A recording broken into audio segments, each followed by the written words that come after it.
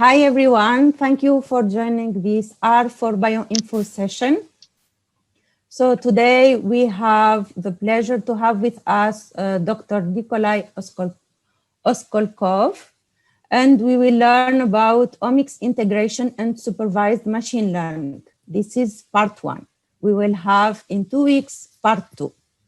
So I'm Hedia Tnani. I'm bioinformatician at Pasteur Institute of Tunis. I'm also co-founder of Our Ladies Tunis, and I will be the host with Mouna Belaid, the host of this session. Mouna also is a co-founder of Our Ladies Tunis, and we are organizing together the R4Bioinfo initiative. So before introducing our invited speaker, we want you to have an idea about Our Ladies Tunis initiative and Our Ladies Global. So please, Mouna. Hello and welcome to this workshop session. Before starting the workshop, we'll introduce you to the Our Ladies Global and Our Ladies Tunis initiative. The R community suffers from an underrepresentation of minority genders in every role and area of participation, whether as leaders, package developers, conference speakers, conference participants, educators, or users. As a diversity initiative, the mission of Our Ladies is to achieve proportionate representation by encouraging, inspiring, and empowering people of genders currently underrepresented in the R community and to facilitate individual and collective progress worldwide. Gabriela de Caros founded Our Ladies on October 1, 2012. Our Ladies Global was born and the grant was awarded in September 2016. Since then Our Ladies has grown to 170 chapters in 44 countries and 39,000 members. Our Ladies Tunis is part of Our Ladies Initiative and was created in May 2020 by women working as data scientists and biostatisticians and bioinformaticians. Our goal is to create an R community in Tunis and empower underrepresented genders in the R community. This is the core team of Our Ladies Tunis. Come and join our community on social media. This presentation was made with R Markdown. Thank you for watching this video and enjoy our workshop. Hello and welcome to this work. Thank you, Mouna. So today I have, as I said, the pleasure to have with me Dr. Nickolay Oskolkov. Dr. Nickolay Oskolkov is an analyst doing bioinformatics, data science, and statistical analysis. He has a background in theoretical physics, PhD 2007, and he moved to life sciences in 2012, where he was working in computational biology and biomedicine. He is currently employed as a bioinformatician within the SciLifeLab bioinformatics platform. It's the national, it's like bioinformatic infrastructure of Sweden. His range of interest includes genomics, transcriptomics, microbiome, ancient DNA, single cell, machine learning, image analysis, and evolutionary science. So thank you, Nickolay, for being with us today. The screen is yours. Thank you so much, Hedia. It's a great honor to present for you guys. Very nice to meet you all virtually, and thank you very much for inviting. I really appreciate it. I'll say a few words about my affiliation and my background. So I hope you can see my screen now. Yes. Yes, excellent. I'm Nickolay Oskolkov. I'm employed at National Bioinformatics Infrastructure Sweden. NBIS stands for National Bioinformatics Infrastructure Sweden. And this is a part of infrastructural facility in Sweden, which is called SciLifeLab, Science for Life Laboratory. You can easily sort of Google SciLifeLab. This is a web page, and SciLifeLab is a lot about basically sequencing.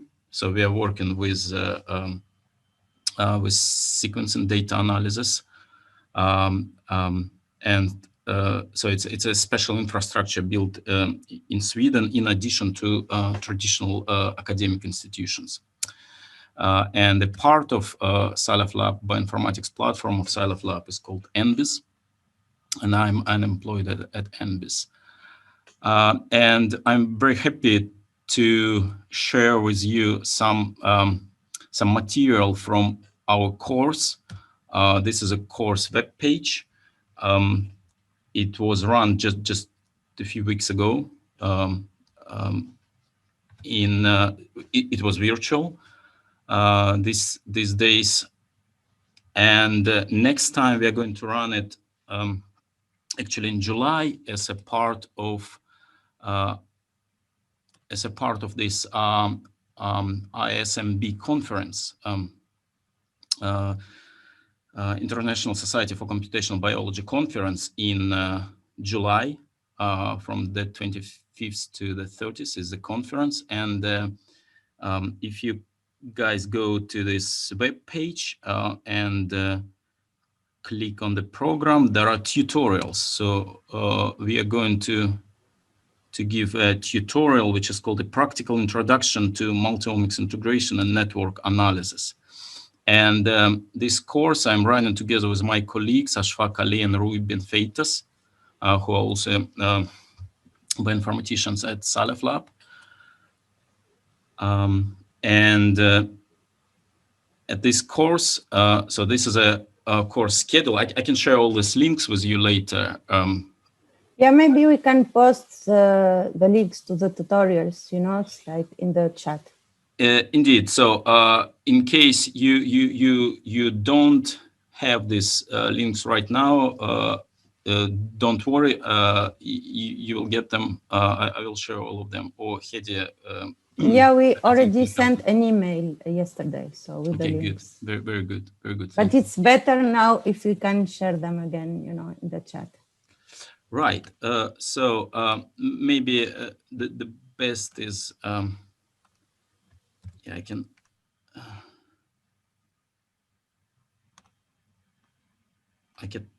post at least one link in chat. I think it's the most relevant one.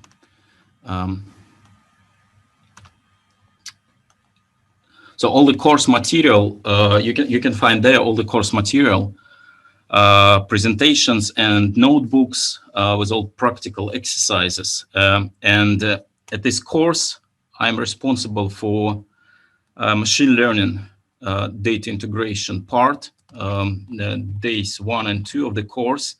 And then my colleagues, Rui and Ashfaq, they're teaching a lot of network analysis and metabolic models also. And Sergio, also my colleague, is teaching matrix factorization and similarity network fusion. It's sort of different angles of data integration. So what I'm going to talk about today is just one way to do data integration in machine learning sort of flavor, but it's not the only possible way, and there are other ways. So it's good to remember. So now I'm going to start with the presentation. And yes, I have to say immediately that dear our ladies and all the participants, I don't see your faces, not all of you at least, and I can't see your reaction on what I'm saying. So please be active and just interrupt me. If you have a question, just say, I have a question, and I will be happy to answer a question. Otherwise, I will be talking and yeah, I'll be keeping talking. Okay, great. I think they have reactions, so they can, you know, it's like tell us in the reaction part, so they can, you know, it's like be interactive. Right. So as you sort of prefer, you can post your questions maybe in chat, or we can take all of them after the seminar. So as you prefer. So we are going to talk now about data integration and machine learning view of data integration. And I thought, so this webinar will consist of 2 parts. And the first part, I thought I would introduce the concept of data integration and specifically explain what I mean by data integration and how I evaluate data integration. And talk about feature selection a little bit more today, because it's a very important, it's a crucial step to clean your data, to select most informative features before proceeding with data integration. So this will be part 1, and the part 2 will be more about the integration itself. I will not be sort of focusing, so on the day 2, I will not be focusing on sort of explaining the ideas, but more demonstrate how to run supervised machine learning data integration practically. Well, here I thought I will start with some short presentation, and I will be, I know I have 2 hours, I will be monitoring time, and I hope it will be enough to both cover some ideas of data integration and also go through feature selection notebook and sort of maybe to do a little bit of live coding. I will share my RStudio with you and just go through the notebook and explain what we are doing, why we are doing this. Yeah, I hope it will be clear, and I hope you will find it useful. So before sort of introducing ideas of data integration, I want to show this general statistical setup, sort of how we start doing any type of statistical analysis. And this is very important to understand that you know, there are different types of analysis. You probably heard about Bayesian analysis, frequency statistics. This is Roland Fisher, the founder of frequency statistics. By frequency statistics, I mean all traditional frequency statistics, like based on p-value, based on power analysis, based on hypothesis testing, what we traditionally mean by statistics. It was all introduced by Roland Fisher and Carl Pearson. Those are the fathers of modern statistics. And there is also machine learning and deep learning. It's another way of doing analysis, but all these 3 types, there are some sort of rules or recommendations what type of analysis you would like to do depending on your data. So it's not our choice, or it's not our taste. You know, it's not based on our taste what kind of analysis framework we select, but rather it should be driven by the data. And usually when we do some sort of statistical analysis, we deal with matrices. So data matrix has 2 dimensions. The first dimension is a P dimension. It has P features. So it can be, you know, if you have a computational biology background, you usually deal with genes, proteins, genetic variants. Those are features. And for each feature, you have biological replicates. You have statistical observations or samples, what they call samples. And this is the second dimension of the matrix, N dimension. It can be samples, cells, you know, if you work with single cell, if you do single cell analysis, nucleotides, etc. And depending on the ratio of P divided by N, depending on this ratio, you can roughly choose one of those 3 types of analysis. And from left to right, I kind of draw schematically, I draw sort of the direction of increasing the amount of data. And by increasing the amount of data, I mostly mean increasing of N. number of statistical observations. The more statistical observations you have, the more data you have. And if you have very little data, if you have just a few observations, and P is much greater than N. So imagine that you have 20,000 genes and maybe 100 samples. So you're sitting here in this limit. So you can proceed with traditional frequency statistics based on p-values and hypothesis testing. But actually, I think any statistician will tell you that no, it will not work. You're underpowered. And that's why you have to probably, or you should select a Bayesian analysis. While if you have P greater than, if you have N greater than P or comparable with P, you might proceed with a traditional frequency statistics. If you have a lot of data, if you're in the limit N much greater than P, you can do machine learning or deep learning even. So this is a sort of very rough estimate or recommendation of what kind of analysis you would like to run, depending on how much data you have. And this is good to remember when you do omics integration, because here I mostly will be talking about collapsing multiple types of data. What is it called? Horizontally, meaning that I will, when we have, different types of information for the same statistical observations. Maybe if you are sort of from computational biology, maybe it's easy if I say that if you have, for example, RNA sequencing, and if you have methylation, and if you have proteomics or maybe metabolomics for the same biological samples. So if you try to integrate them, if you try to put them together, what you're doing, you are increasing this P dimension, but not N. N is fixed because you're measuring some different types of biological information for the same samples, and so basically you're more and more into this limit, in the Bayesian limit. And this is what I'm always emphasizing, that computational biology or biomedicine is probably in this limit. I would say, if it's not single cell. In single cell analysis, it's a little bit different. In single cell, we are actually rather in this limit, in machine learning limit. That's why single cell data analysis is a paradise for machine learning.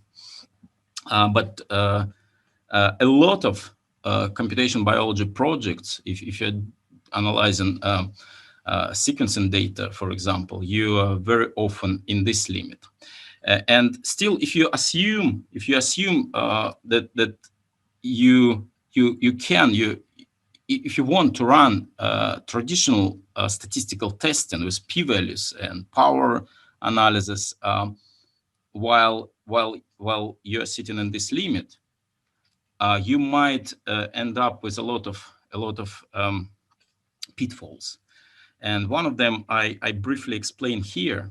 I'm sorry about this a little bit mathematical explanation, but it's better kind of to see it once, and in order sort of to deeper understand what dangerous you have, what is it, what kind of danger you have when you work in this limit, P much greater than N, which is called, by the way, high dimensional data. So when people say high dimensional data, they mean P dimensionality is high, and you have very little N. You have very few statistical observations. So if you run, for example, traditional linear regression, Y versus X, and Y can be a phenotype, for example, and X can be a genotype, for example, if you're interested in finding relation between genotype and phenotype, and you run a linear regression, you want to estimate this effect beta, what is the effect direction, how Y is related to X, and is it a strong effect or not? So a way to solve this linear regression equation in a closed form is demonstrated here. So it's basically in linear algebra, they show that beta can be expressed through x and y in this way. And here you have a matrix which is called inverse variance covariance matrix. And it turns out that if you're working with this high dimensional limit, p much greater than n, this inverse variance covariance matrix is divergent in this limit. So you can't compute it. And so basically, if you sort of just formally run your R or Python analysis working on this limit, you can get an answer, but the danger is that this answer can be inflated, or you can't control. You can't really guarantee that this is a true answer. And sometimes even you get a lot of errors saying that there are some singularities in your analysis. Some variance covariance matrix is divergent. So that's just why I'm talking about this is because when you do data integration, you are increasing this p dimension usually. As I said, if you want to put together gene expression, protein level of information, maybe methylation, different types of biological information for the same biological replicates. So you unfortunately increase in p. So you are more and more in this high dimensional limit. And then high dimensional limit, you have a lot of mathematical difficulties. So it's a challenge. It's a challenge to do data integration because of this problem, which is called the curse of dimensionality. So this all these pitfalls that you end up with doing high dimensional data analysis, they all boil down to this the curse of dimensionality problem. So by having said this, I can now proceed with sort of introducing what I mean by data integration and how I evaluate data integration and why it is important to do feature selection. But I simply wanted to emphasize this major challenge that you have when you do data integration. So it's always good to remember about these two dimensions, p and n. Whether my p is greater than n or whether my n is greater than p, it's good to control this. It's a very important parameter, I would say, not only for data integration, but for basically any type of statistical analysis. So now I will explain. So the title of the talk is data integration. So now you probably wonder what I mean by data integration. What's that? If you just put three matrices together, concatenate them, and run principal component analysis on them, would it be a data integration? Not really, I would say. And there are sort of, if you check literature, there are many different methods developed in this area, data integration area. So basically how it started, how this area started, we want to sort of understand different biological different layers of biological information, and we want to put it together in order to basically better understand how biological cells work. We want to kind of predict their behavior, and people were collecting protein level information, gene expression level information from the same cells, for example, methylation, metabolomics, and then there was an idea, okay, maybe if we combine those different sources of biological information, maybe we'll be able to better understand behavior of biological cells. And so it's been sort of, there were quite a few methodologies developed in this area, but the thing is that you probably don't need to know in details how each method works, and we are covering all these methods at our course, but it's more important to know what essentially you're doing when you do data integration. And the idea is schematically depicted here on this plot. So the idea is by integrating data, you want to see patterns that were hidden in individual omics, in individual data types. So basically, you want to see some synergy. You want to see something by integrating multiple types of data. You want to discover something new, something that you haven't seen by looking at each layer of information individually. But you want to see some new effect. And what kind of new effect?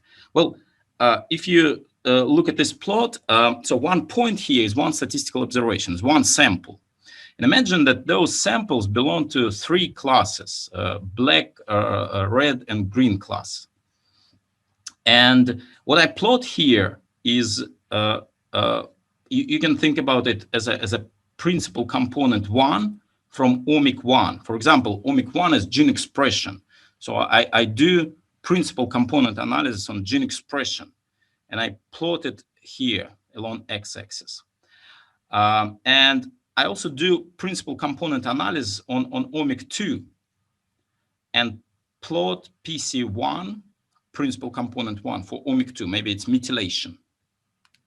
So I display my samples in the space of latent variables constructed from omic 1 and omic 2. Maybe it's PC1 from omic 1 and PC1 from omic 2.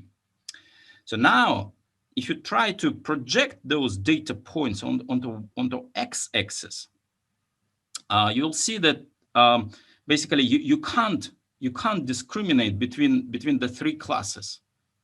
All the data points, they're mixed together. You can't really draw any boundary between the three classes. And the same is true if you project those data points on the y-axis, meaning that individual omics are not enough to see the difference between samples. And by three classes, I maybe mean, black points may be sick individuals, green points healthy, and red points may be individuals at some risk that potentially can become sick. So you would like to sort of train some machine learning algorithm that can from your omics, from gene expression and methylation, can see the difference between those three groups of samples. And it turns out that one omic, just one layer of information, is not enough to see this difference. Well, if you plot them together, if you plot them against each other, if you plot omic PC1 from omic 1 against PC1 from omic 2, and if those two omics co-vary, if there is some kind of correlation or relation between these two different types of information, you can see that you can linearly separate the three classes of data points. So this separation becomes visible. This is what I mean by discovering something new. So if you were working with individual omics, you would not see a difference between classes.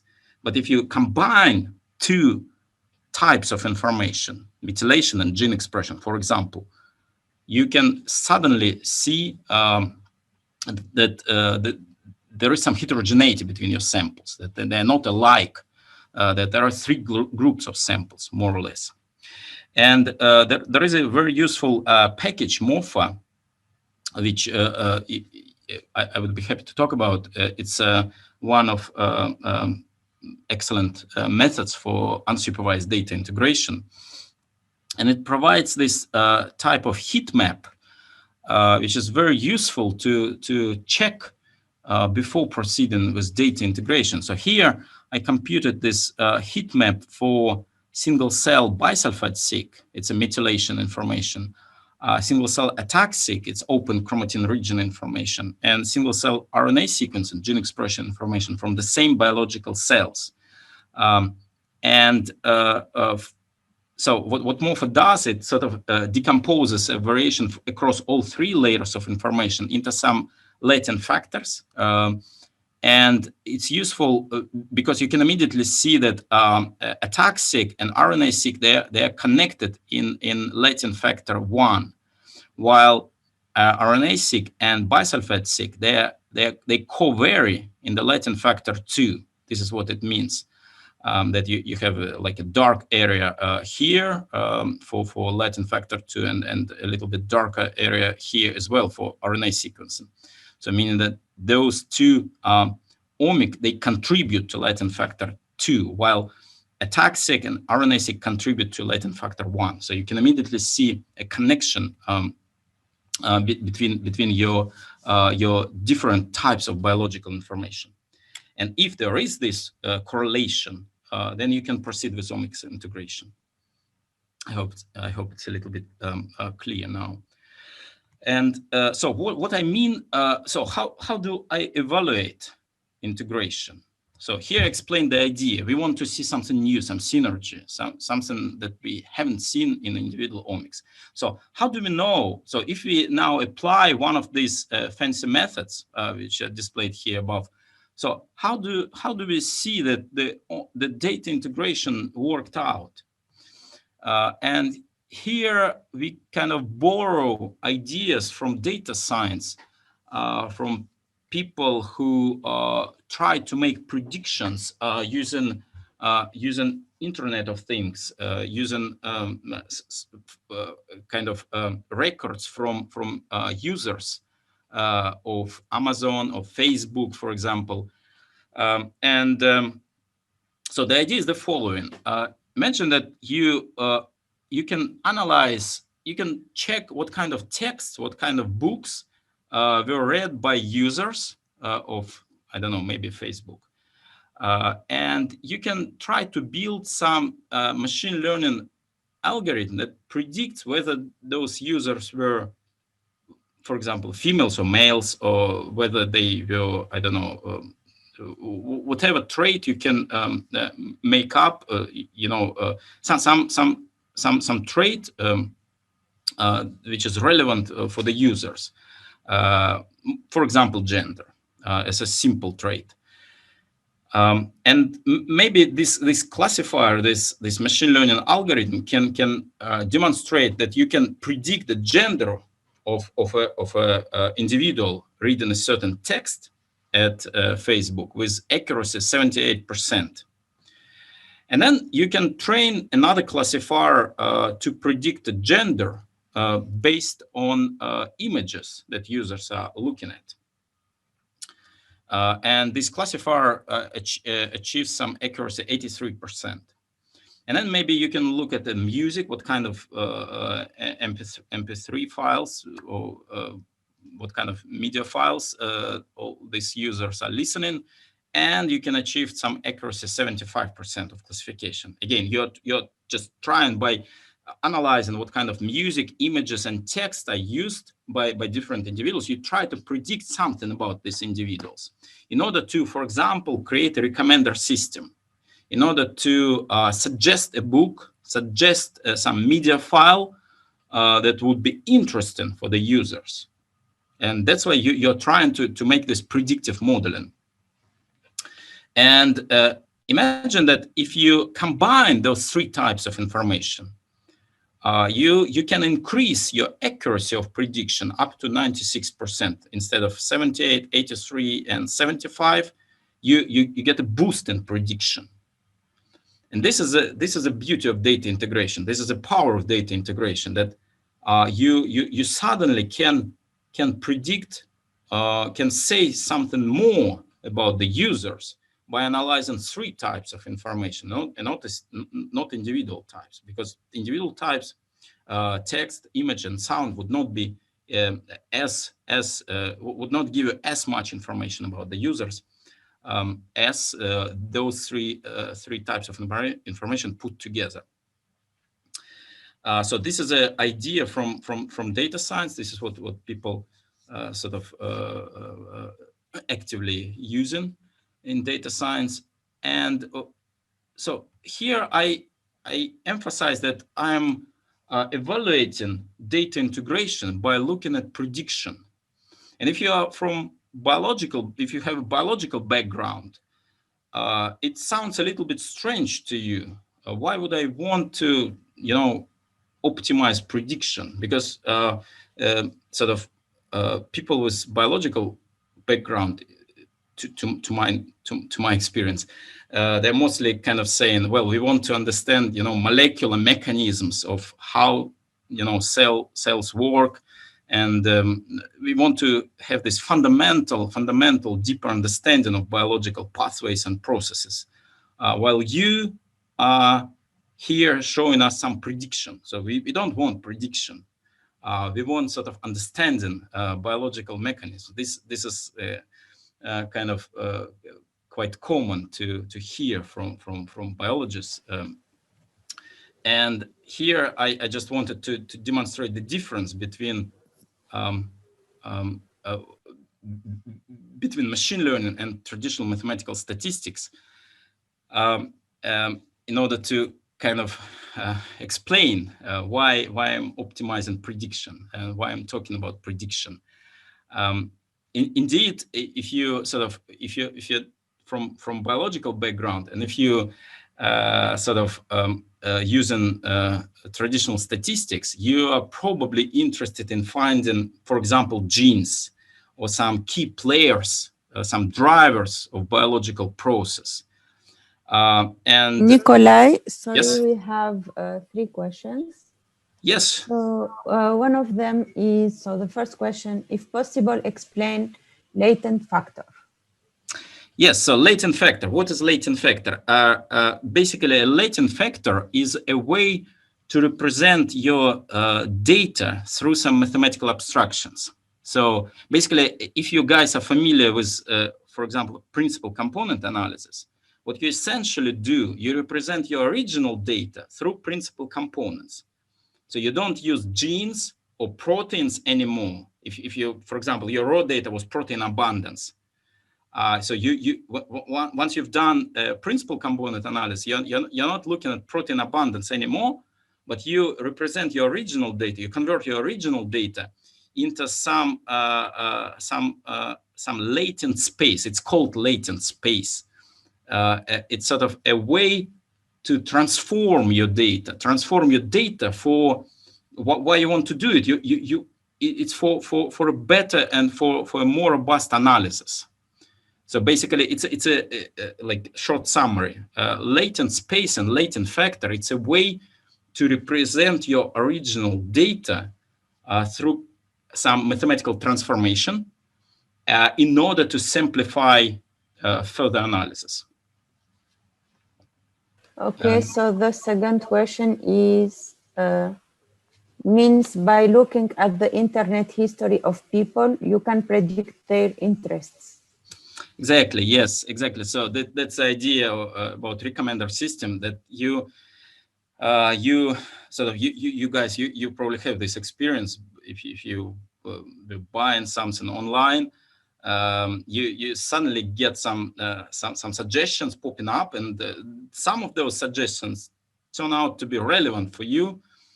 You want to buy a book, for example, or I don't know, a disc or something else that you indeed, and you wonder how this system guesses, or how does it know that I like this music or I like these kind of books.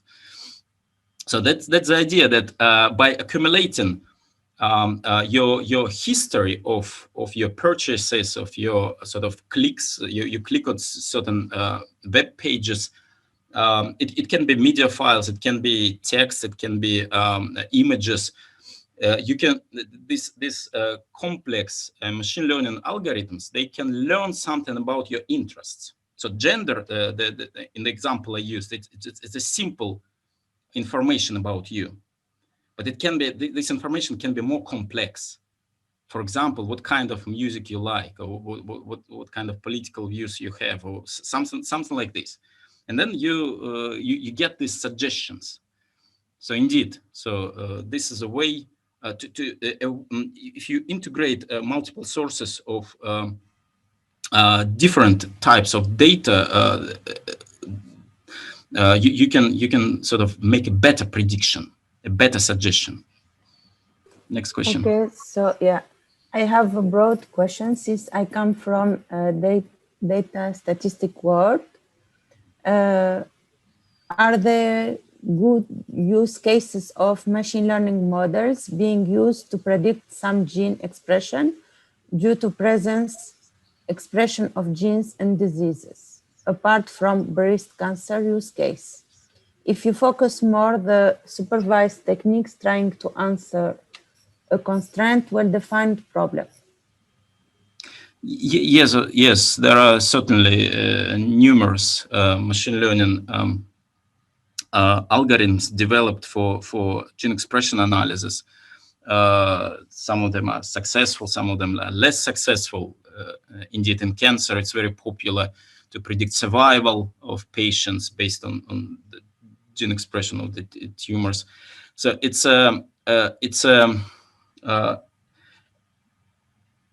indeed, there are numerous tools and methods developed for predicting sort of disease progression and disease status or sub-classification of diabetes or cancer based on machine learning algorithms.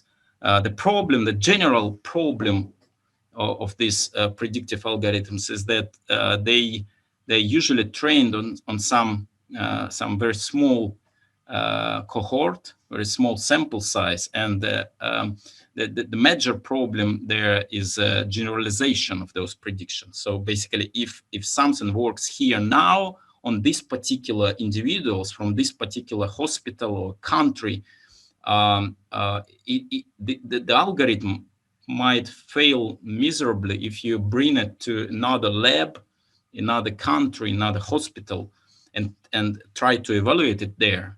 It can fail, that's what is called overfitting.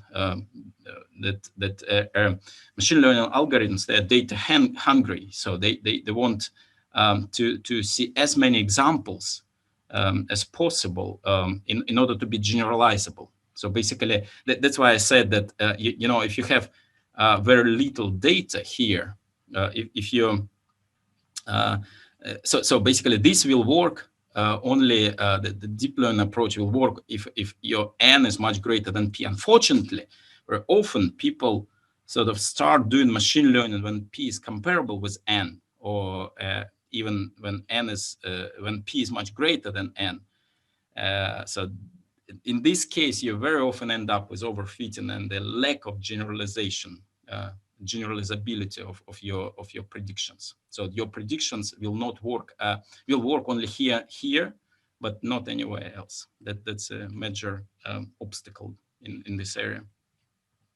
I hope I kind of answer these three questions. So I can continue now comparing, talking about prediction and emphasizing what is the difference between sort of traditional statistical approach to data analysis when you want to find the key drivers or key players in your biological process, such as genes. This is what traditional statistics is interested in. So you do differential expression analysis, or differential methylation analysis, or hypothesis testing, and you sort of you get a set of biological players in your biological process, and often, for example, like here, I demonstrate a Manhattan plot from genome-wide association studies for type 2 diabetes, where they were sort of discovering a lot of genes. So you actually know a lot of genes associated with a disease such as type 2 diabetes. The problem is that you can't bring those genes into the clinics and start predicting diabetes status based on certain genetic variation in those genes. And this is what is called the problem of the missing heritability. Basically, in other words, the problem of the missing heritability is a lack of predictive ability of those genes. So you do identify, by doing this association studies or hypothesis testing, statistical testing, you do find a lot of genes that should have something to do with your phenotype of interest, such as disease. If you're from medical genetics field, you want to identify genes that have something to do with your disease of interest. But unfortunately, if you try to take those gene expression or genetic variation and bring it to the clinics, it has a very limited predictive power. And this is what is called the case of the missing heritability. So, because you're looking for genes, you want to identify the genes without optimizing prediction itself. So you do search for candidates, you do search for genes, but you don't optimize prediction. That's why you end up with this problem of missing heritability, which is a lack of predictive power, as I said. While machine learning, so this is a sort of on the other side, machine learning does something very different. Machine learning, so here I'm just showing one paper, very successful from Google DeepMind in 2019, where they were predicting with a very, very high accuracy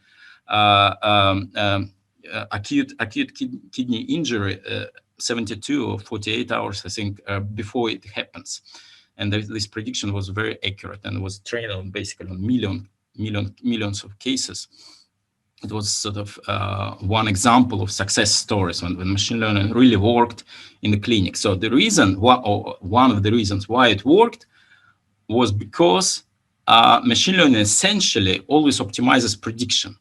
It's not really per se is interested on the drivers, on the mechanisms. So it looks at the prediction, and then all the genes and all the network and all the sort of interpretation of why it works, it comes as a byproduct of prediction, basically. So you optimize prediction. You want to predict the disease, and then of course you can look inside the model and understand why you can predict certain disease, and there you get your genes, your sort of biological networks, biological interpretation. But in the beginning, your machine learning algorithm is not really interested in searching for those mechanisms. So those mechanisms, they come as a consequence of prediction. So what does it mean? So I hope from this sorry slide, for interrupting. We have more questions, so that's good. Yes, please. How many N do you need for deep learning? What is the minimum? Yes, so that's a good question. Indeed, again, I'm always coming to this slide because N, as you see, N really doesn't matter, because what you need to sort of monitor and control is whether N is much greater than P. Well, I'm not saying that, if you have 10 observations, you can run deep learning, probably not. But in principle, if you have just one gene and 10 statistical observations, so formally you are here in this limit. So in principle, it's still sort of not a good machine learning, but in principle, you're not breaking any assumptions. At least you are doing mathematically correct thing. Of course, the more samples, the better.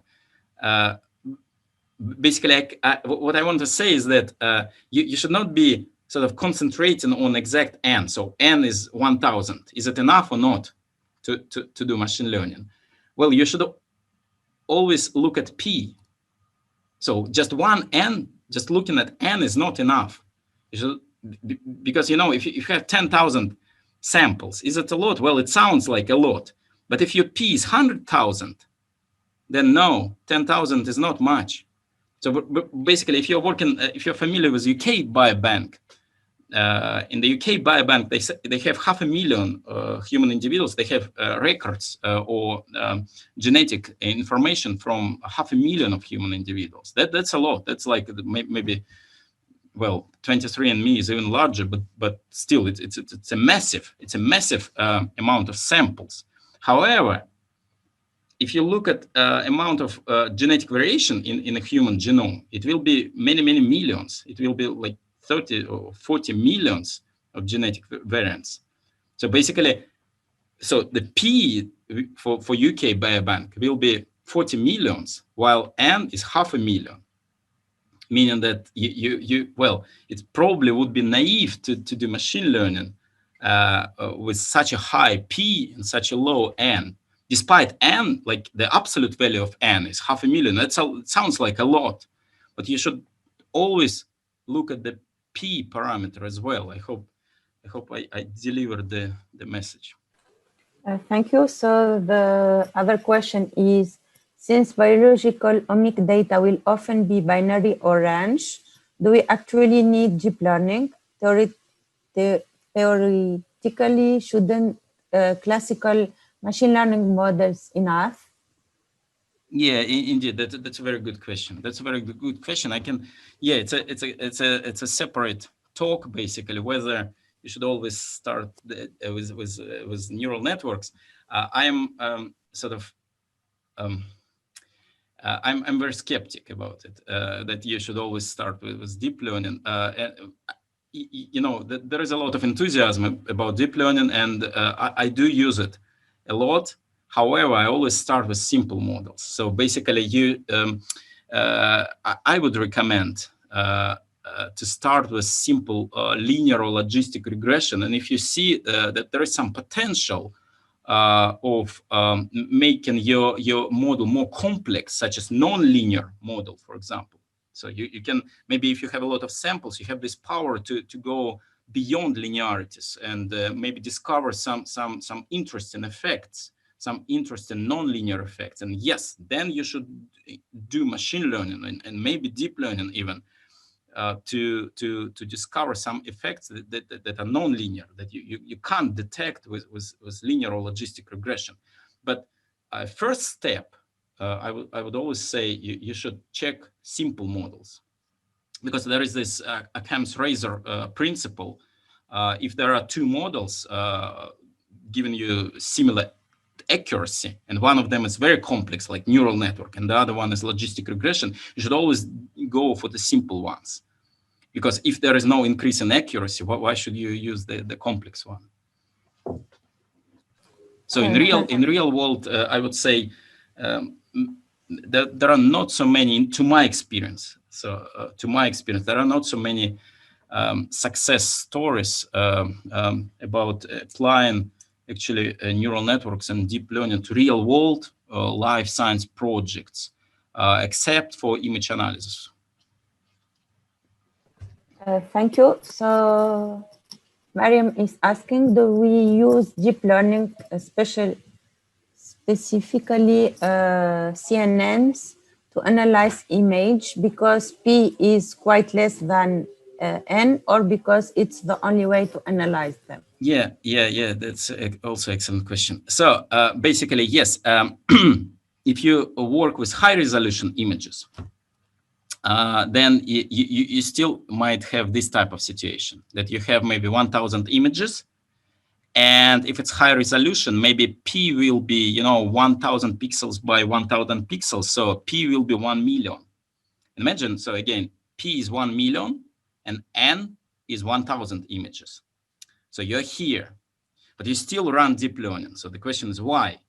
So the thing is that CNN has this regularization capability. CNN actually can sort of decrease your P parameter on the fly. That's the thing about CNN. That and also many other machine learning algorithms actually they do apply regularization and dimension reduction on the fly. So basically, you can't do robust machine learning if you have this p dimension too high. You have to decrease it somehow. And CNNs and maybe random forests. So there are quite a few machine learning algorithms that without telling you explicitly, they actually do decrease your p dimension on the fly. That's why it works. Thank you. So I think another question is, to apply machine learning to predict, wouldn't you need first to identify those potential candidates that allows you to do the best prediction? For example, identify X differentially expressed genes between two conditions, and then try to, what's this? There is something I don't understand here.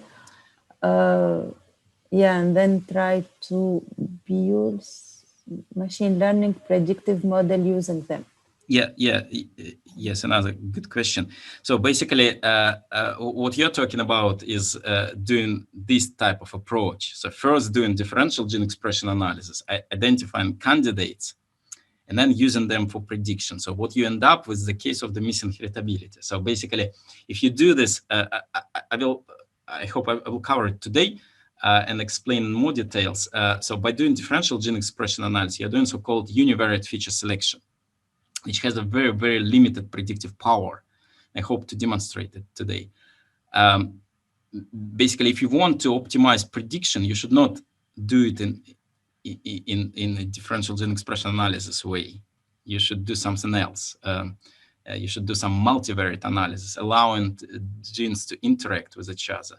Because we know that genes are co-expressed, they do correlate with each other. There is a lot of redundancy in gene expression. So there is no point to keep all of these genes. And this is how you can sort of reduce this p parameter, the number of genes, by removing the redundant ones. And this is what essentially many machine learning algorithms do. As I said, they without telling you, they do reduce the p parameter on the fly, and in this way they're better in prediction. While if you're doing differential gene expression or just sort of testing your candidates one by one and then building some predictive score out of them, what you usually typically end up with is a very, very poor prediction. So this is not how machine learning works. Although yes, you're right. You can create a predictive score in this way. It's called univariate feature selection. It will be a worse prediction than a typical machine learning multivariate way of making a predictive score. Okay, so could we estimate how many sample in single cell RNA-seq is enough to reconstruct a system biology network? Yes. So basically, if you're sort of familiar with single cell area, we are reaching millions of biological cells. So we can sequence. So it's not uncommon. It's not uncommon to have millions of cells sequenced. And yes, so in this case, you're really approaching this limit. So you have n, which can be much greater than p, because say p is 20,000 genes. But if you have n 1 million cells, then yes, you should do machine learning. Whether it will be enough to kind of make a good prediction of biological cells, that's another question. I can't really comment on this. But what I'm sure about is that if you're working in single cell area and you're working with millions of statistical observations, such as biological cells, you are very well set to do very good and robust machine learning. Okay, since we are in this slide, so are the three strategies equivalent? Is deep learning always the best? Yes. Deep learning is not always the best. Basically, well, you should always sort of select one of these types of your analysis depending on how much data you have. So if you have very little data, then definitely deep learning is not the best. It will not outperform simpler models. It will not outperform Bayesian logistic regression, for example. Definitely, and maybe it will be even very. It will. It's not only. Well, maybe it will fail, very miserably if you have very little data. So basically, simpler models can be much better if you are having few statistical observations. So you should. That's why I'm saying test something simple first. If you see that there is some potential for improvement, go for machine learning, but start with something simple. Thank you. So then I continue. So basically, we need to move on and sort of approach some practical exercise. So I will now briefly cover a few more slides, and then I will open my RStudio and show how we do feature selection. So we mentioned already the importance of reducing the P parameter, the reducing dimensions. And this is what exactly you do when you do feature selection.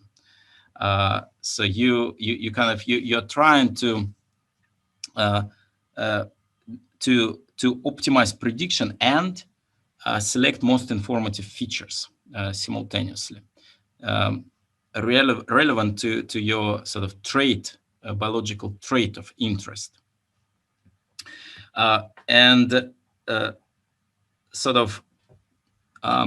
Yes, so I was showing this slide explaining the idea that we can borrow from data science an idea how we evaluate that integration actually worked out.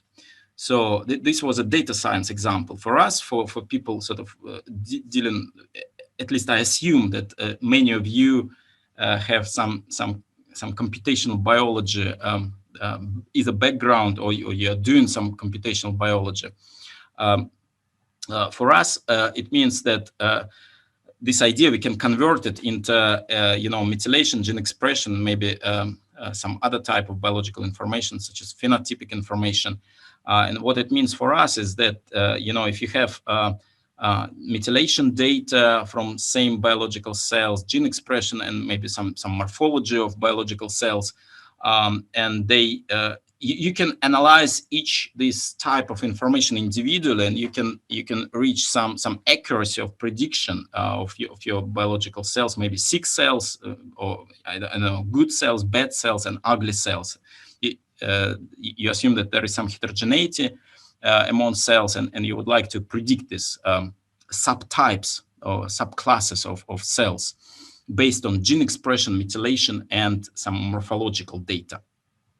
So you can see that those three probability distributions are very different for different types of information from the same cells, but you have very different, this data, methylation, gene expression, and phenotypic information, they do have very different probability distribution. So it would be very naive just to concatenate these three matrices. Because it's basically God knows what kind of distribution you get after you just combined, sort of concatenated or merged those three matrices. So, but still, you want to utilize all three types of information in order to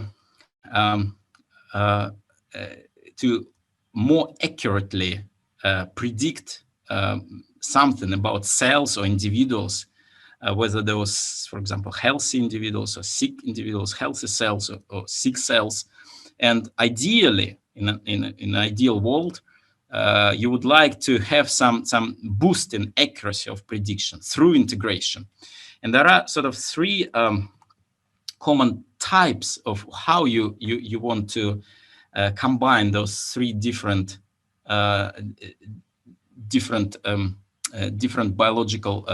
biological types of information.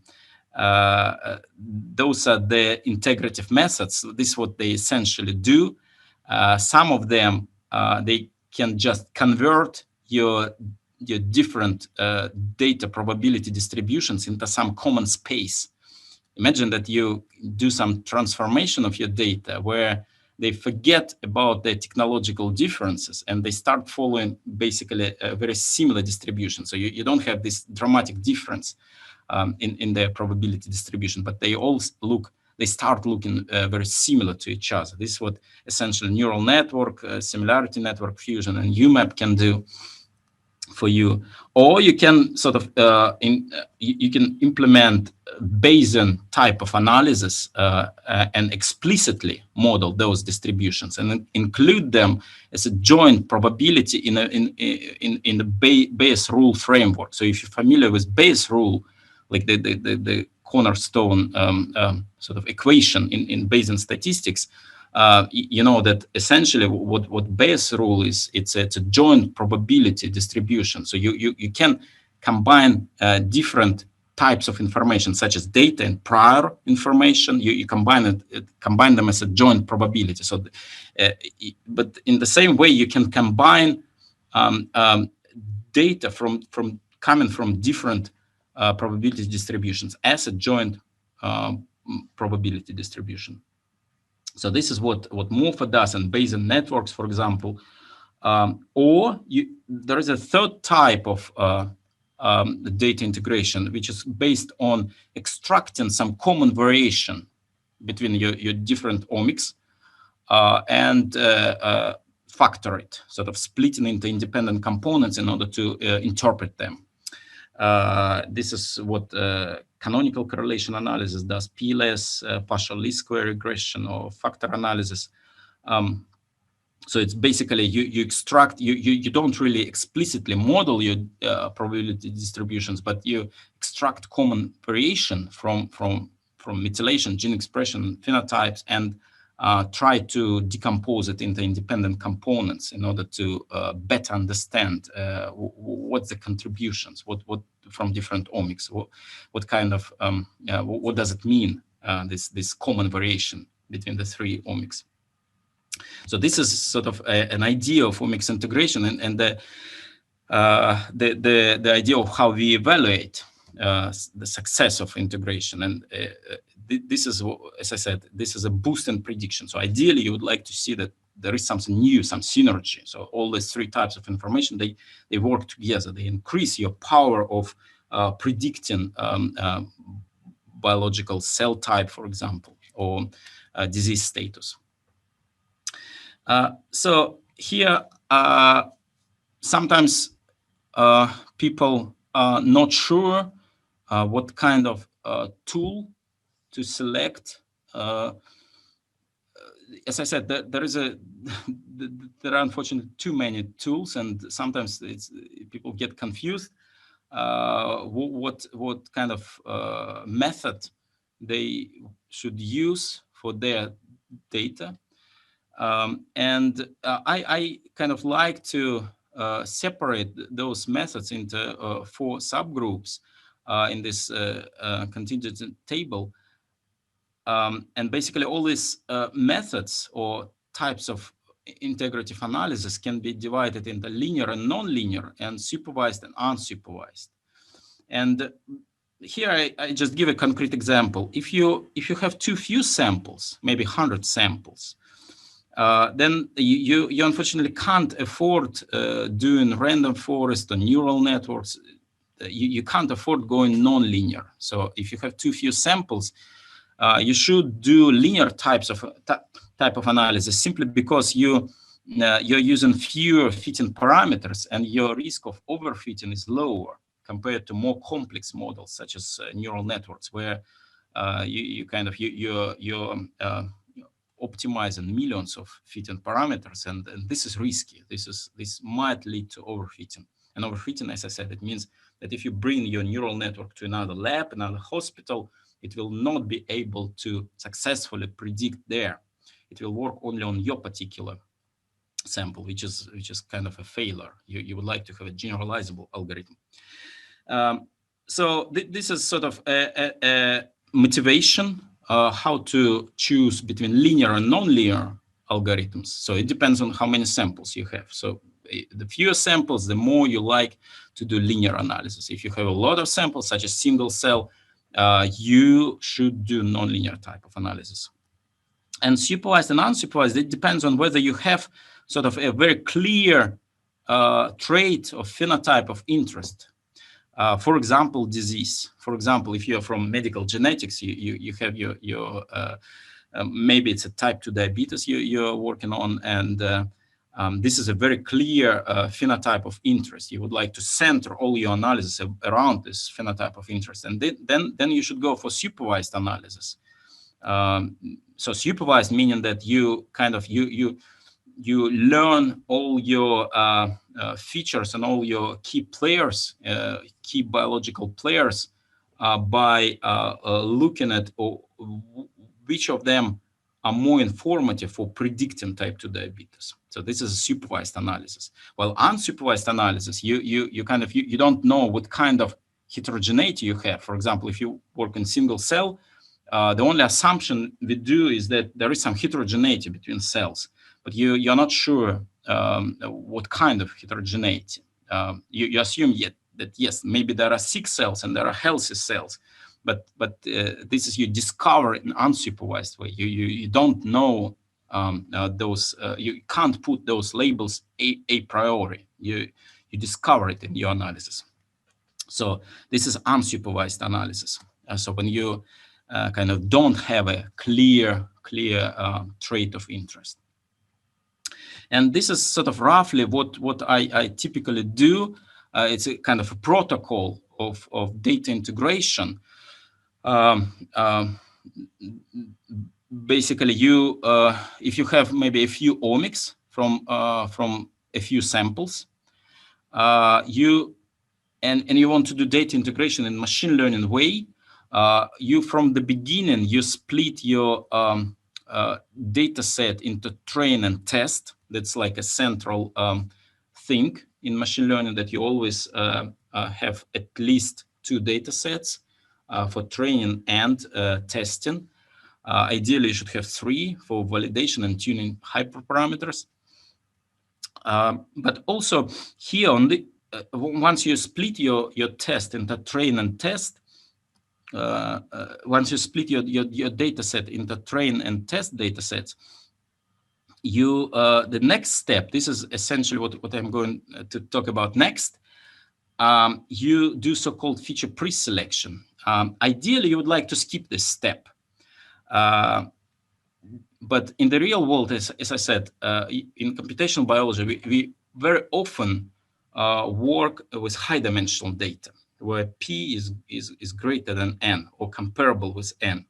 So unfortunately, we can't throw all our genes, all our features or genetic variants, we can't throw all of them into the analysis, because no algorithm can stand the curse of dimensionality. So what I started with on the very first of my slide, I talked about curse of dimensionality. So it's a central obstacle, central problem.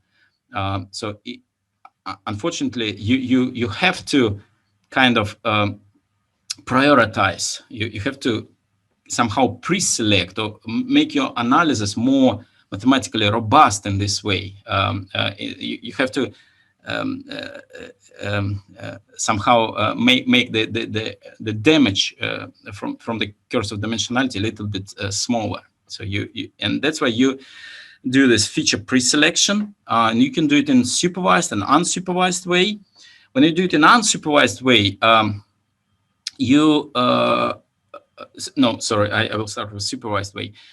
So this is, for example, Lasso. If you're familiar or heard about Lasso regression, it's a way to pre-select most informative features by providing your trait of interest, your phenotype of interest.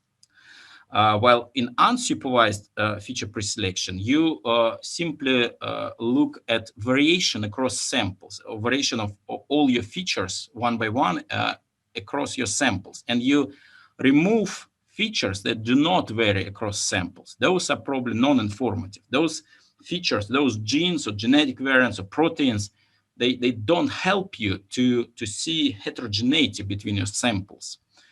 So those you can remove and decrease. In this case, you can dramatically decrease your P parameter, decrease your dimensionality of your data. And then in the next step, once you pre-selected features, so in order to sort of facilitate your analysis, on the next step, you can select one of those methods. So those are actually the core of data integration method. This is where you do data integration. You can use your favorite method or method which is based on the number of samples and the type of analysis, supervised or unsupervised, you do. So you select one of those methods, you do integration, and then you sort of evaluate your model on the test data set. Ideally, you would like to see some increase in the accuracy of prediction compared to similar type of analysis performed on individual omics without integration. So that's the idea. Nikolay, so Yes. we have a question. Omar is asking, so Bayesian is a close remedy for curse of dimensionality? Yes, right, exactly. So Bayesian people typically, if you're, for example, from evolutionary biology, there people do a lot of Bayesian analysis because simply they don't have too many observations. They have typically very few samples. If you're doing maybe ancient DNA analysis, you don't have that many fossils. You have very few samples, and there you have to kind of help your analysis because if you have too little data, you have to kind of compensate for this. You have to sort of make up your data, invent your data, and this is what priors do in Bayesian analysis. If you're familiar with Bayesian statistics, you have always sort of a prior assumption that always helps you and compensates for the lack of the data. So it's like another source of information, but not data, not the data, but something you know, some intuition or your prior knowledge, and this is done in order to compensate for the lack of data. And the reason why you want to do why you want to use priors if you have too few samples is the curse of dimensionality, because if you do it without priors, you'll get a lot of singularities, divergences, a lot of mathematical pitfalls that I demonstrated at the beginning. We have 3 more questions, but maybe it's better to continue with since selection. Indeed. So I would like to briefly explain the difference between univariate and multivariate feature selection, and then proceed with sort of live demonstration and going through notebook. I hope I will cover it today, and maybe yes, the questions I will be happy to answer them a little bit later. Yes, so now I'll be talking a little bit more about this feature pre-selection. So I said that you have to pre-select features again in order to overcome the curse of dimensionality, in order to make your analysis more robust. You can do it in Bayesian way, so you can do it through priors. Priors is one way to combat the curse of dimensionality. Another way to combat the curse of dimensionality would be to reduce dimensions, to do feature pre-selection or dimension reduction, for example. And in this notebook that I'm going to show you, basically I'm explaining a way to do univariate feature selection using gene expression from skeletal muscles from the GTX resource. GTX is a great resource of gene expression from human individuals. So in this notebook that I'm going to open in a few minutes and show how it works, I'm just using this gene expression from skeletal muscles on 157 samples, where I, for simplicity, for simplicity, randomly drawn 1,000 genes. And so basically you can visualize those 157 samples. And the trait of interest, a very simple one that I'm using here, is a gender. So some of them are males, some of them are females. And those males and females are very well mixed on the PCA plot. If you do principal component analysis, you don't see females and males clustering separately in sense of gene expression in skeletal muscles. However, you can do this type of Spearman correlation. What essentially I'm doing here is I correlate gene expression of each gene with a variable, with a trait variable, which is gender. I check genes one by one, whether they are correlated with gender or not. And I rank all the genes. So here are gene names, ensemble IDs, and gene symbols. And I rank them by their strengths of correlation with gender. So basically, I want to find most informative genes that can predict the gender, for example. Just looking on gene expression, it can tell you whether it's a male or female, for example. And this is what is called univariate feature selection, because here I'm testing all the genes one by one. So I'm not, I assume that all of them are independent. I don't take into account their interplay. I ignore it. So I just test them one by one. This equivalent to differential gene expression. What if you're familiar with RNA-seq analysis, what I'm doing is a differential gene expression. And I select sort of a set of genes that can predict gender. So you can do prediction in this way. It just generally acknowledge, and I'll demonstrate it, or at least show some evidence, that univariate feature selection generally has a much poorer prediction compared to multivariate feature selection, such as Lasso.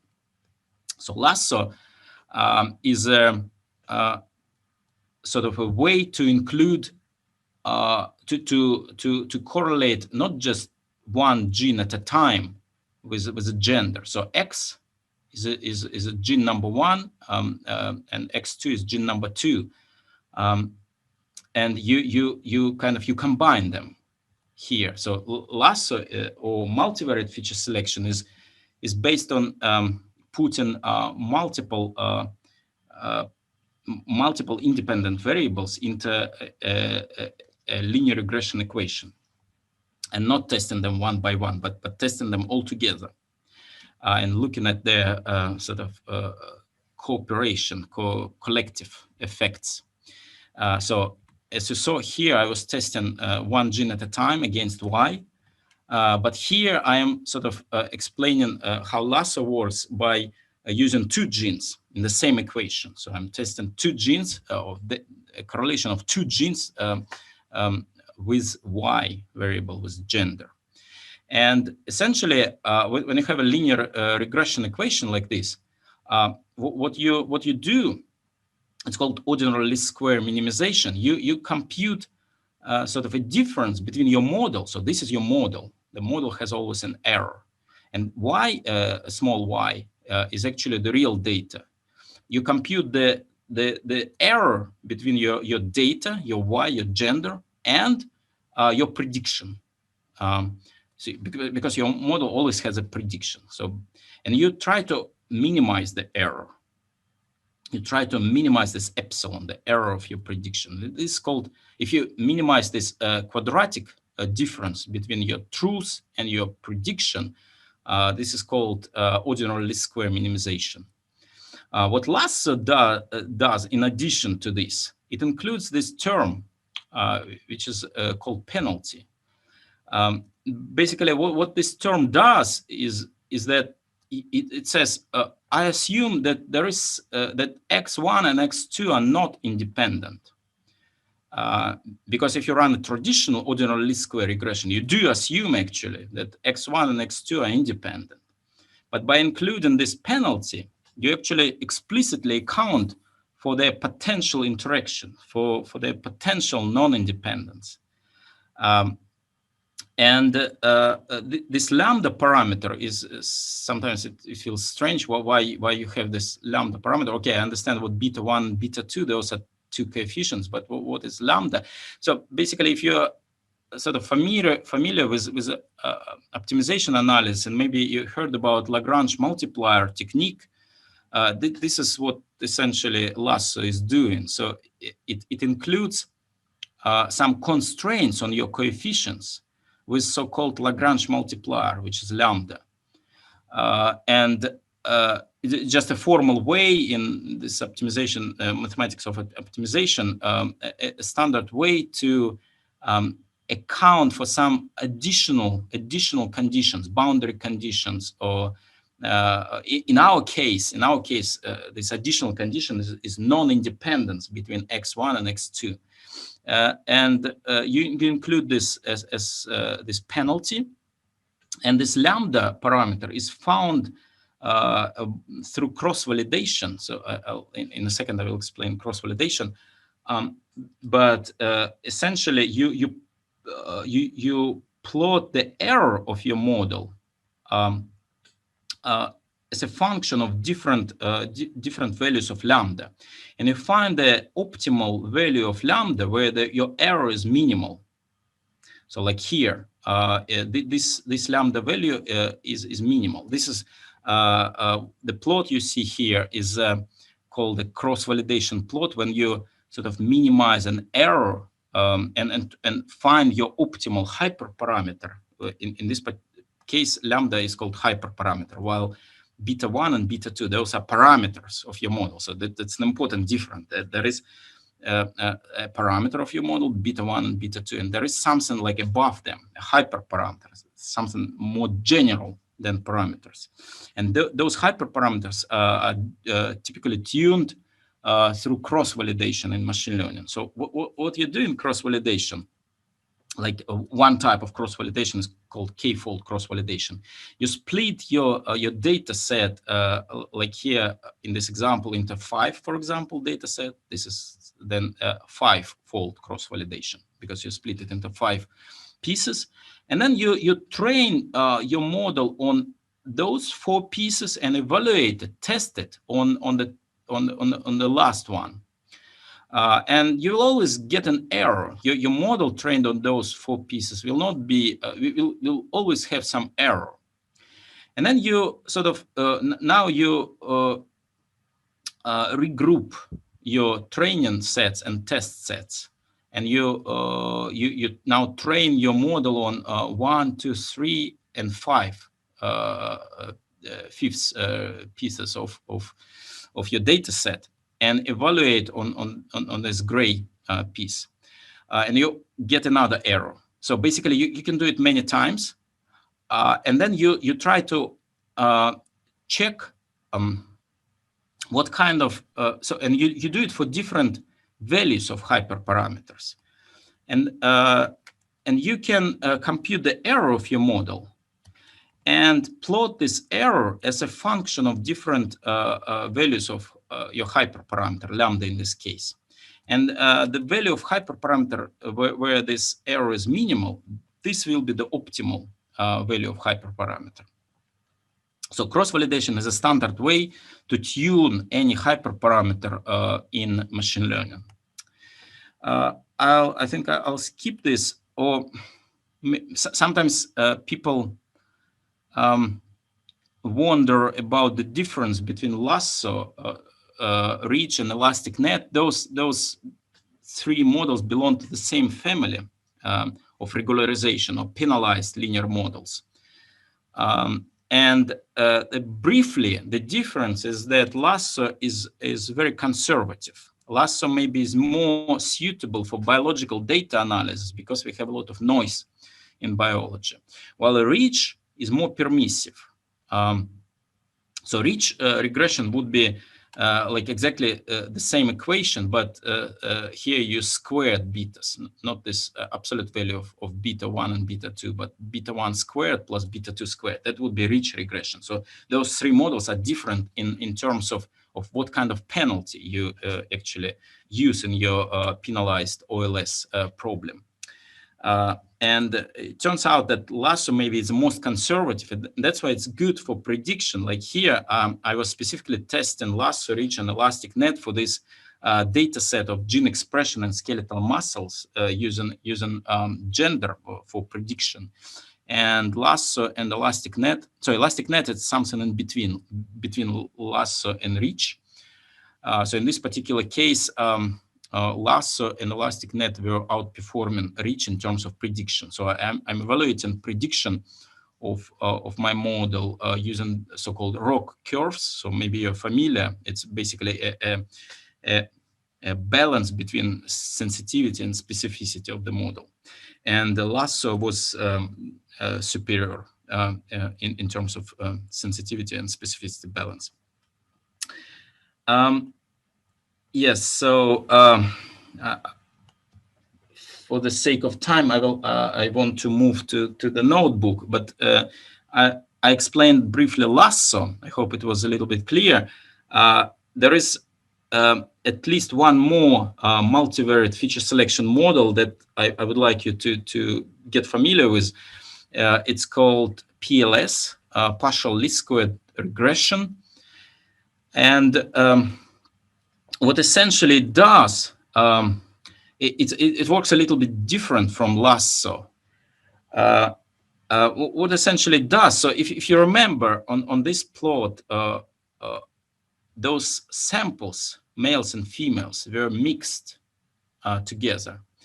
Now what essentially PLS does, it tries to find genes or features that would separate your samples as much as possible.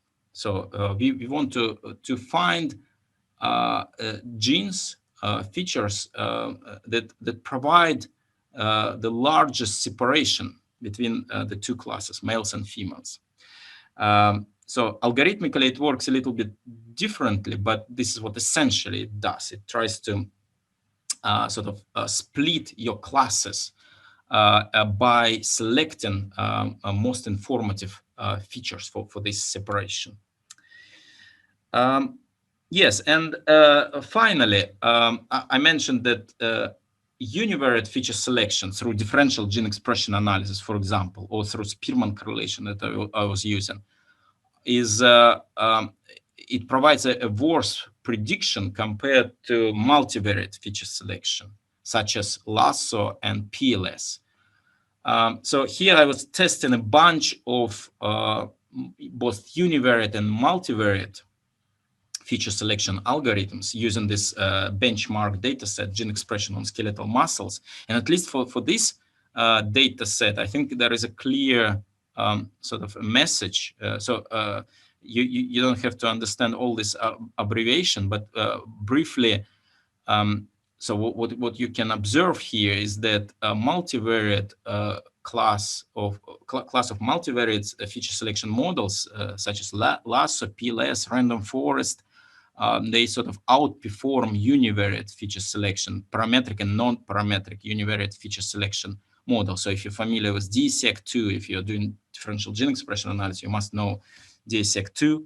So DSEC2, unfortunately, will give you a worse prediction compared to Lasso PLS, prediction of gender. So if you sort of select genes based on differential gene expression analysis with DSEC, you can't predict gender as accurately as with Lasso PLS. So that's basically a demonstration that there are two types of feature selection, univariate and multivariate, but univariate generally, and it's not only for this data set, it's like based on my experience, it's a case that multivariate feature selection has a better predictive ability. So now I would like to sort of finalize my presentation. So this is our group, National Bioinformatics Infrastructure Sweden. And now I would like to move to the notebook. Hedi said that you were given the link, or at least I posted the link to our course. I will post again the link. Yeah, excellent. So basically here you will find plenty of material, and maybe you can just click those links and check the slides or notebooks. The notebook I'm going to briefly explain now is this feature selection and supervised omics integration, and this is a feature selection notebook. You can see an HTML version of this notebook, but now I'm going to open RStudio and maybe explain it a little bit in more details. So here is the RMD file, and so first I'm going to show the path to the some input files, such as gene expression data from skeletal muscles, GTEx, gene expression data from skeletal muscles. So here there is some text that you can read, which basically reiterates what I already explained. The reason why we select features, why we need to run Lasso, PLS, or for example, we need to do some feature selection in order to combat the curse of dimensionality problem, to facilitate your analysis, to make it more robust, more generalizable, more accurate. This is what basically I briefly describe in this text, that there is no point to keep all your features in your data set in case you suspect that there is some redundancy. So you can actually reduce dimensions by doing feature selection. Remember that high dimensional data is not good. You want to have low dimensional data in order to do robust, accurate analysis. Okay, here is the gene expression data set. Just to make all the codes faster, I sort of randomly selected 1,000 genes. You can use sort of the whole data set. What I'm doing now is just for demonstration purposes, so that I hope you can understand the idea of why we are doing this and what we are doing. And here as you see, you have 1,000 variables and 157 genes. Sorry, samples, 157 samples and 1,000 genes. And here I remove lowly expressed genes. This is, I think, quite a typical thing to do, because if genes are lowly expressed, there is not enough statistical evidence to use them. There is no you contaminate your analysis by keeping lowly expressed genes, and there are different ways how to say whether this gene is lowly expressed or highly expressed. So for simplicity, here I just remove all genes that have mean expression value across all samples below 1. So basically, if you average gene expression of a gene A across all your samples, and if it's below 1, it's probably a lowly expressed gene, and there is no point to keep it in your analysis. And I end up with 546 genes highly expressed that sort of have an average mean expression above 1. And I can display how the data set looks like. So the columns here are genes. So it has this cryptic name. So it starts with ensemble ID. I hope you're familiar that there are ensemble IDs, like unique IDs for. Nikolay, is it possible, please, to zoom in more, because yes, it's sure. really, yeah, thank you. Yes, thank you, Hedi. Yes. Is it better now? Or still? Yes, but still. Still, okay. Yeah, now it's better. Is it okay now? Okay, I hope it's a little bit better now. I can see if I can zoom in even more. Okay, all right.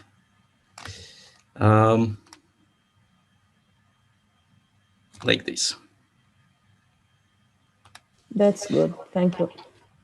Excellent. So right. So this is how the gene expression data matrix looks like. The columns are genes. So it starts with ensemble gene ID, and then it's followed by gene symbol. Sometimes it's easier to look at gene symbols. Many people know many genes by heart, and it's maybe more informative to look at gene symbols together with ensemble IDs. And I display the dimensionality of the data set. So as I said, it's 157 samples, and after sort of removing in this very sort of rough way, removing lowly expressed genes, we ended up with 546 genes instead of 1,000. But it's still a high dimensional data, as you can see. So P is 546 and N is 157. So P is still much greater than N. So you need to do, you can't, well, you can try to do machine learning in this setup, but you need to facilitate your statistical analysis. Well, you need to kind of make your data less high dimensional. You want to reduce dimensions somehow. That's why we are doing this feature selection. And Y is your phenotype variable, which is gender. And if I summarize Y, we have 58 females and 99 males. And in total it's 157 samples. And now we are going to use a wonderful mix omics package. I highly recommend it, developed by a wonderful statistician, Nickolay Oskolkov from Australia. I'm going to use it now to do a quick principal component analysis. So in order to visualize our samples and see whether there is a separation between males and females in terms of gene expression and skeletal muscles. And here I compute PCA, and Mixomics can give you this useful information about proportion of variation explained by each principal component. You can visualize this information and get this kind of plot. Usually, very often people ignore this plot and jump immediately to the PCA plot itself. But I sort of recommend you to pay attention to this it's called scree plot. Basically, it's explained variance as a function of principal components. So here you can see that first principal component explains like 80% of variation in gene expression. The second explains like less than 20% of variation. And for me, this plot is very informative because looking at this plot, I immediately can see that there is some signal in the data. The worst situation would be if you had a flat scree plot, if the variation explained by all your principal components would be comparable, which is often the case if you're working with gene expression data, for example. Sorry, not with gene expression, with genetic variation. I'm sorry, with genetic variation, you often get like a flat scree plot, and that's a sort of a signal or like an indication that there is a very little information in your data, and you have to do some additional cleaning. While if you have this rapidly decreasing explained variance plot, that's a good signal that there is some information in your data. It has some deep mathematical roots that why it's the case, why this decreasing profile is an indication of a signal in your data. I would be happy to talk about it, but for now, I'm just saying that that's a very informative plot to look at in order to get some idea what is in my data. While if you visualize your samples, doesn't look like females and males can be easily separated in sense of gene expression from skeletal muscles. But you can still, you know, what you're looking at is a genome-wide picture. So it's all genes together. But it doesn't mean that each individual gene cannot separate males and females. And this is what we are going to do now. We are going to check genes one by one and see whether their individual gene expression is capable of separating males and females. Well, altogether they probably can't, but maybe there is still some group of genes which is informative in terms of discriminating between males and females. And you can do this you can do the selection of most informative genes in a univariate fashion. So if you sort of look at this loop, what I'm doing here is that I'm going through all genes one by one, and I'm running this core test function, which is a correlation between gene expression, each gene expression, and gender.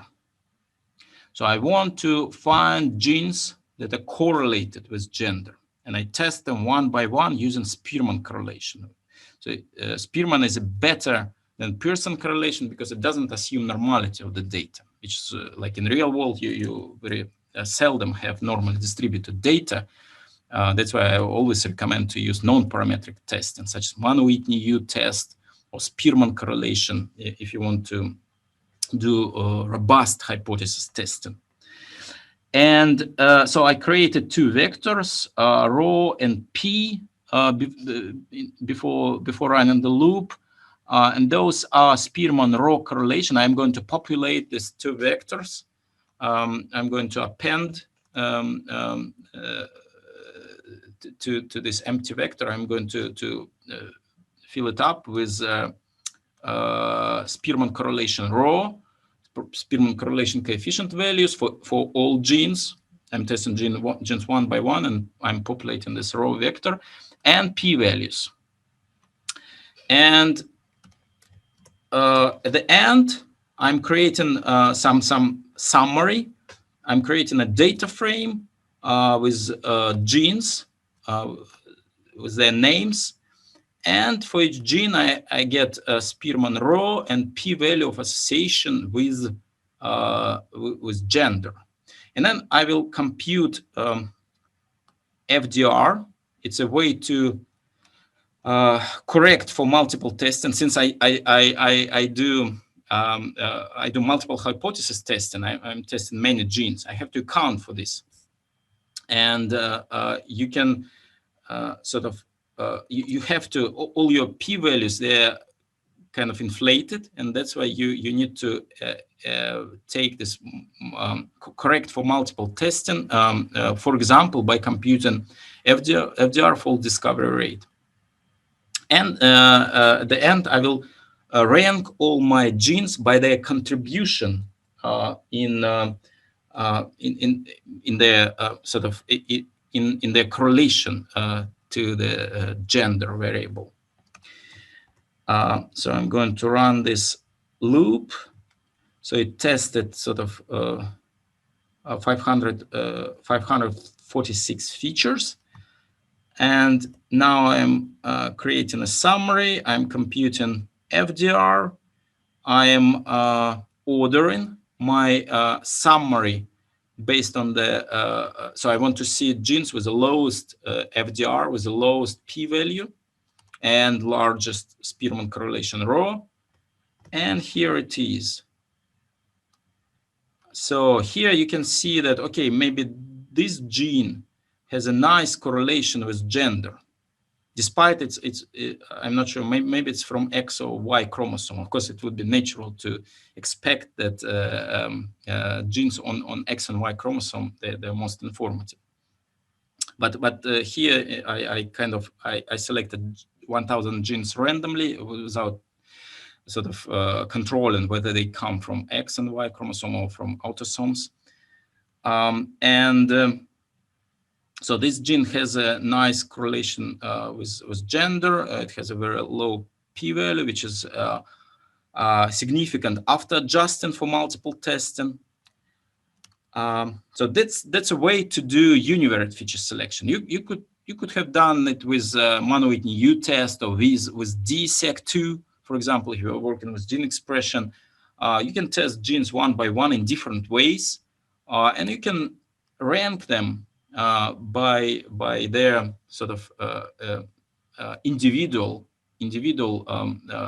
level of information, how informative they are individually for discriminating between males and females. But now what we are going to do, we are going to implement multivariate feature selection methods. And Nickolay, we have a question. Is not the PC1 less informative than PC2 as it is influenced by environment? Sorry. Environment variables, not genetic. Yeah, you're right. You probably mean some batch effects, some technical factors that might sort of affect this principal component analysis. You're right that often in real world projects, PC1 or like the major source of variation is unfortunately might be not biological variation, but some technical variation. It's so-called batch effect. It's a big problem that there is some technical confounder that does not allow you to actually test your biological hypothesis, because your biological signal is confounded by your technical artifacts, such as different protocols, sequencing protocols used for different samples. Different people did sequence in different dates. For example, you did out of 157 samples, you sequenced maybe 50 samples at day 1, 50 samples at day 2, and 57 samples at day 3. You might have this, some technical factor because you didn't sequence all of them simultaneously. And indeed, very often,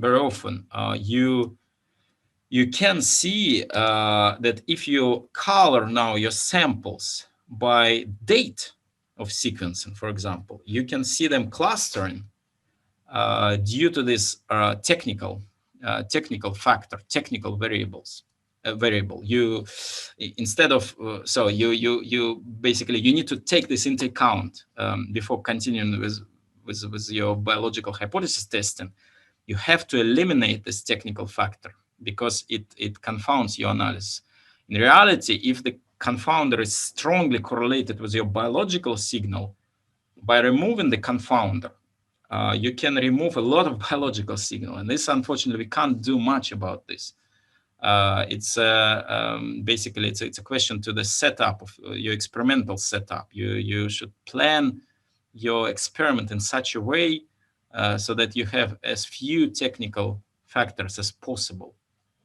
And indeed, one way to detect these technical artifacts is by doing principal component analysis. And indeed, sometimes, or quite often, PC1 is indeed driven by technical variates and not biological. But this was not the case here, because this GTX data set was very well polished, and I'm quite sure it was there are no batch effects here.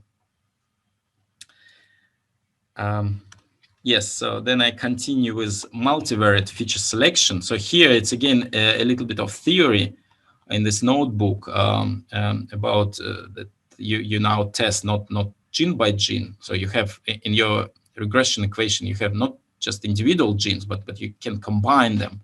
You essentially test them all together.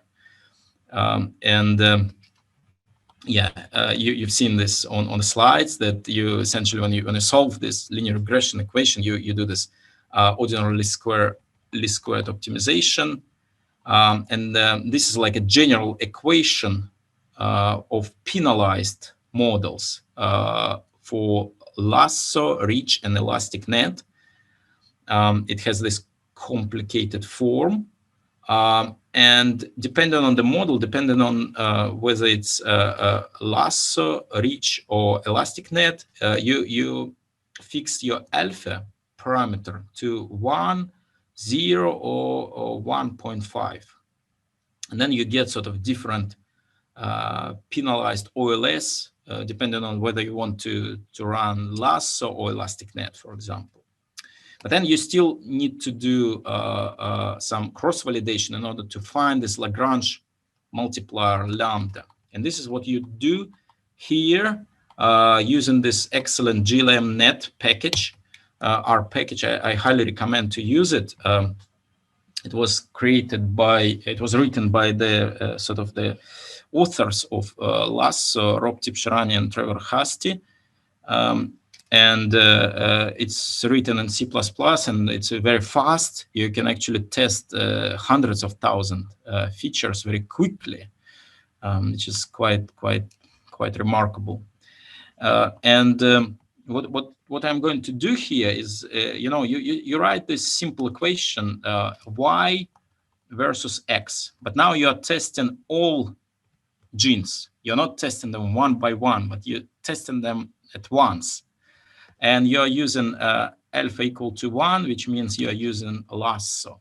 So if in this equation, if you put alpha equal to 1, so you're actually using lasso and not ridge or elastic net. So you're as conservative as possible. And so it runs very fast. And you can plot this cross-validation curve. You can immediately see that it has a minimum, so you can find optimal lambda.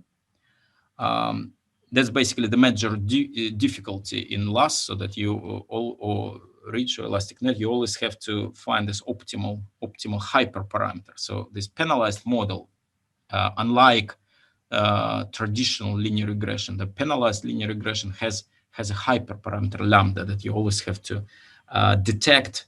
Optimal lambda you have to detect through cross-validation, and this is the optimal lambda.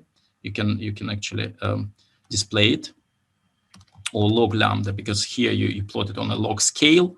That's why log lambda is minus 3.3, so it's here. Once you found this optimal lambda, you can actually do prediction. So you can provide you can provide your optimal lambda for the model, and you can do prediction and get most informative genes that are associated with gender as a group, not individual, not one by one. If you test them one by one, some of them might not be very much correlated with gender, but as a group, they turn out to predict gender very well, and I would argue that they predict gender much with a higher accuracy altogether compared to univariate feature selection. And now I can also summarize the result. So I basically again rank all the genes, similar to what I did with Spearman correlation, with univariate feature selection. I can also rank all the genes by their informativity. And by using this, so Lasso has some internal score of how informative each feature is. In machine learning, there is a concept of feature importances. So all machine learning algorithms will give you a ranked list of features. So when people say that machine learning or deep learning is like a black box, I actually disagree, because you can always look inside the model and understand whether your prediction is, what are the features that drive your prediction. And this is what we are doing here. We can sort of interpret our machine learning Lasso model and understand that it doesn't look identical. So this list of genes doesn't look identical if you compare it with univariate feature selection, like here. Some genes will be the same, like this MAP7D2. I can also see it here on the top, but many genes will be different. And this is actually the thing about univariate feature selection versus multivariate feature selection, that individually, those genes selected by Lasso, they might not be very well correlated with gender. But as a group, they provide a more accurate prediction of a gender compared to differential gene expression above. We have some question. Yes, please. We have 4 minutes. So we run short of time, so we have to be really fast. Can we use LGA in this case study? Sorry, ADA, what was it? LGA. FDR. LGR. FDR, yes, so, right, so. No, it's latent Dirichlet allocation. Right. Yes, so, yes, so basically you're talking about unsupervised analysis, which is sort of common in natural language processing, which is sort of a complex Bayesian matrix latent Dirichlet allocation, LDA. If you guys if not everyone familiar with latent Dirichlet allocation, so it's a sort of a fancy Bayesian way of doing matrix factorization of your data in order to discover some hidden patterns, but it's an unsupervised way. So here I'm not covering unsupervised methods at all. So we do cover them in the course. And if you want to kind of understand them, you're very welcome to join the ISMB conference, for example, and follow our tutorial. Or we are going to run this course in September next time. And we accept some limited number of people abroad. So we are prioritizing Swedish researchers from Swedish academic institutions, because we are Swedish national infrastructure, unfortunately. But we can accept also some people from abroad. So I hope you can sort of get a better understanding about unsupervised omics integration methods. We are not covering latent Dirichlet allocation, though, because it's a more natural language processing specific method that works for text mining, for text analysis. It's a beautiful method, but it's not really much related to what we are doing in omics integration. So I hope I addressed your question. So I will continue. We have just 1 minute, and I will just want to show this an alternative multivariate feature selection method. So we've seen Lasso, how Lasso works. That it can also sort of provide some ranking of your features, but testing them as a group, testing them all together. That's the difference. I hope that was clear. PLS, I like this mix omics package, R package. I highly recommend you to sort of check out their website. They have plenty of excellent tutorials and demonstrations of how to run PLS. And here to run PLS DA, it means PLS discriminant analysis.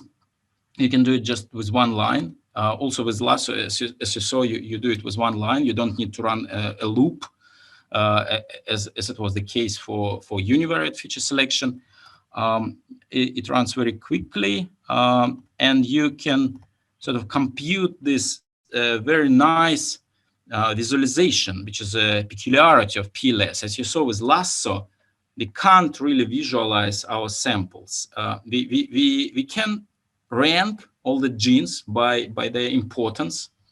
We can provide this, we can build this feature importance map, but we can't really visualize our samples. And PLS, the peculiarity of PLS is that you can clearly see that, yes, by selecting proper genes, you can very well discriminate between males and females. And you can also proceed with looking at the loadings. And loadings, those are also feature importances, but from PLS, not from Lasso. So here we were building feature importance map using Lasso. And here you can get a similar map. Again, this map 7D2 is on the top. You can get this from PLS as well. So this is a... Can we have a last question? Mm-hmm. Yeah, so I'm done. Sorry, Hedya, okay. Just one word. So I'm done with the notebook. I hope I delivered the message that you do need to select informative features in order to overcome the curse of dimensionality. And there are univariate and multivariate feature selection methods. Univariate, such as differential gene expression or Spearman correlation or Mann-Whitney U-test or DSEC2, those are univariate feature selection methods. And you can run multivariate methods such as Lasso and PLS. And we've seen how they work here in practice. So sorry, Hedya. Now I would be very happy to answer your questions about the slides, about the lecture, and about the exercise.